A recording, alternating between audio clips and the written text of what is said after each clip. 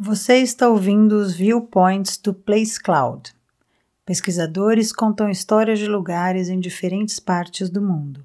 Para obter a experiência multimídia completa e apoiar os criadores, visite placecloud.io.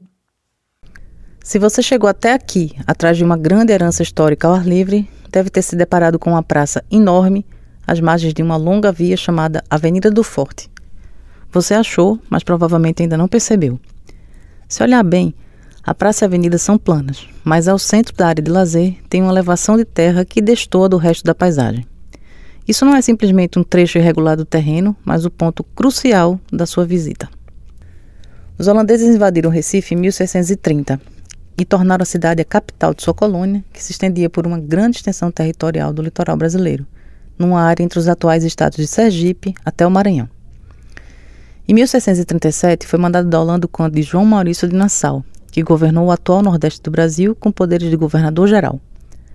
Durante seu governo, a região que antes estava mergulhada na Guerra de Resistência é conquistada de vez, e os focos de luta portuguesa foram derrotados de uma vez por todas.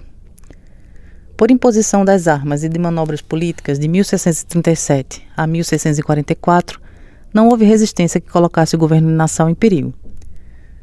Com a saída do conde João Maurício do cargo e seu regresso à Holanda, diferentes fatores econômicos e políticos contribuíram para o retorno das ofensivas de resistência contra a presença holandesa na região.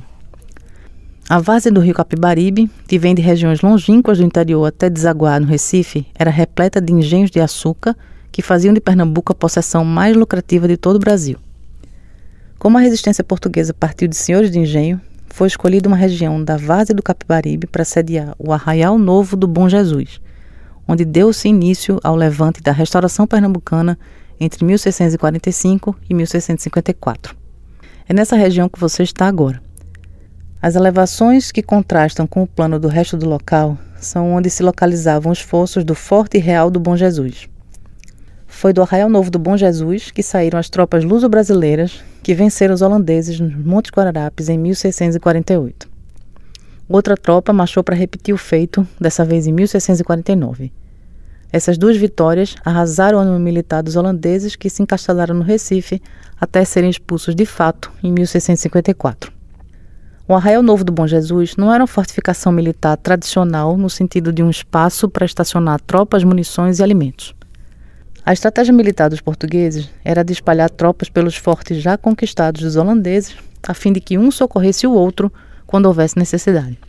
Daí a fortificação do Arraial Novo do Bom Jesus não ter sido tão opulenta quanto as outras. Nem a própria comunidade alojada nela era tão numerosa.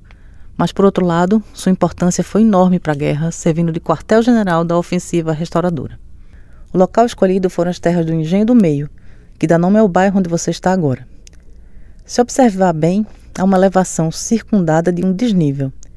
Isso fez os arqueólogos pernambucanos dedicarem muito estudo nessa área e, não conclusivamente, defenderem que se trata da antiga estrutura do Forte Novo do Bom Jesus, que, feito de barro, como de costume, e circundado de um fosso, foi arrasado pela guerra e abandonado. Com o passar do tempo, a estrutura da fortificação em ruínas do barro se misturou com o terreno massapê do local, graças aos sucessivos períodos de chuva que naturalmente alagam as várzeas dos rios.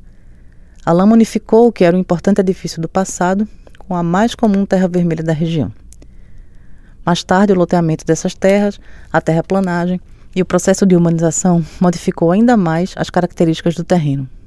Porém, o que mais sustenta a posição dos estudiosos é que a documentação do século XIX dizia que ali dava para ver 3 dos 4 bastiões do forte.